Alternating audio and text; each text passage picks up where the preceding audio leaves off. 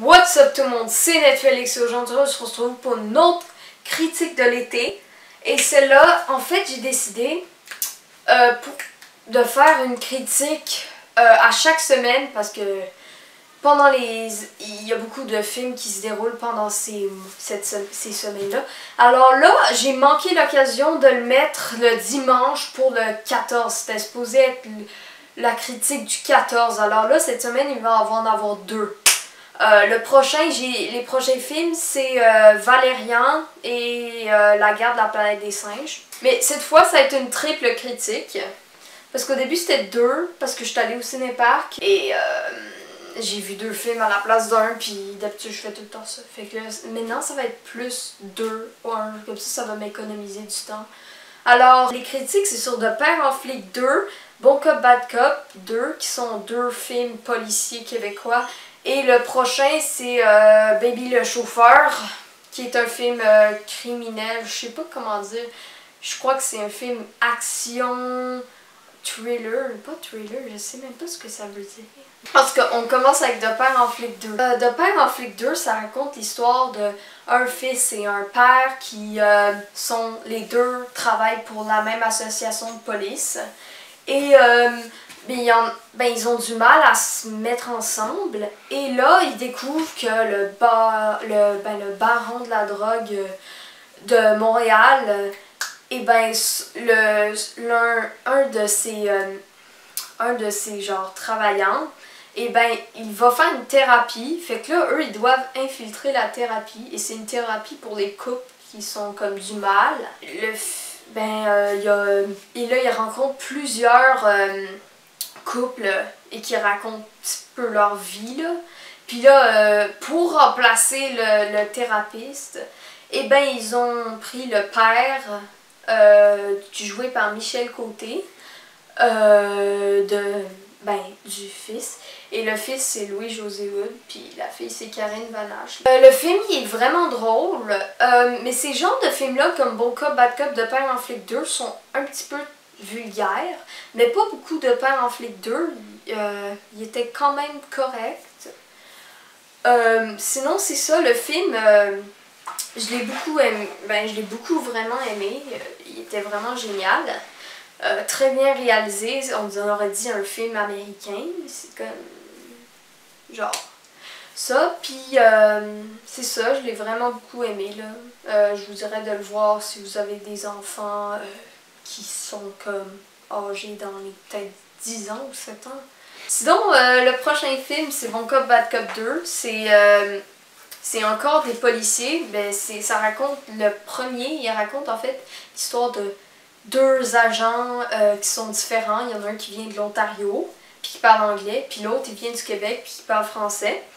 Puis ces deux-là, ils sont amis, ils sont devenus amis. Mais dans le deuxième, c'est comme un petit peu... ils reviennent, puis là, ils doivent encore trouver un autre client. C'est un petit peu comme les deux, la même chose. Mais sauf que Bon Cop, Bad Cop...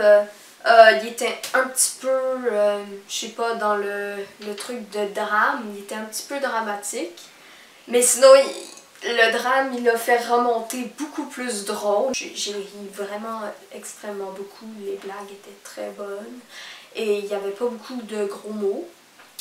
C'est ça, le film, il est 13 ans et plus. Avec Patrick Huard et Colm Feore, je sais pas si je dis bien son nom. Mais en tout cas, c'est ça. J'espère qu'ils vont faire un troisième. Et on passe à la troisième critique.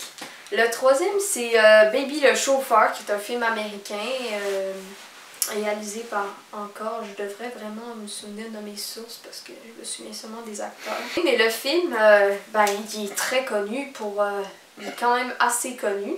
Et il est dans pas mal de cinéma. Mais sérieux, ce film-là, je m'attendais un petit peu plus. J'ai vu la bande-annonce. Je croyais que ça allait être correct. Mais le film, en fait, il m'a un petit peu déçu. Mais j'ai quand même un petit peu apprécié que ça faisait dans le Fast and Furious.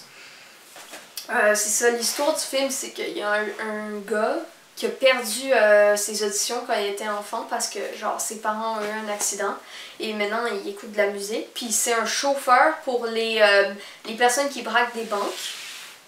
Et ensuite il tombe amoureux d'une servante. Et là ensuite, eux ils veulent comme un petit peu le chasser.